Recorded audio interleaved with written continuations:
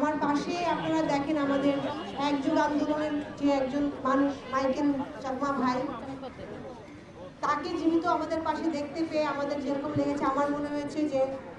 আরো হাজারো যেই আয়নাঘর আছে তাদেরকে ভেঙে যেন আমাদের ভাই সহ আরো যতজন ভাই আছেন তাদেরকে দেওয়া হয়। এই আমরা জানি আমরা অনেক বড় একটা গত 15 বছরে অনেক বড় একটা যুদ্ধের মধ্যে দিয়ে পার করে এসেছি এবং এখনো কিন্তু চলমান। কারণ তখন আমরা যদি দাঁড়াতাম মাইক নিয়ে বা একসাথে, আপনারা দেখেছেন আমাদেরকে কখনো দাঁড়াতে দেওয়া হয়নি, পুলিশ ব্যারিকেড দিয়ে আমাদেরকে কোনো ভেন্যু দেওয়া হয়নি, কারণ আমরা আমাদের কথাগুলা, ন্যায় বিচারের দাবিটা সরকারের ফ্যাসিস্ট রেজিমের সামনে তুলে ধরতাম এবং আন্তর্জাতিক মহলে তুলে ধরতাম। আমরা এখন যেটা আমাদের ছাত্র জনতা, যাদের রক্তের বিনিময়ে আমরা এই নতুন বাংলাদেশে, আমরা তাদের কাছে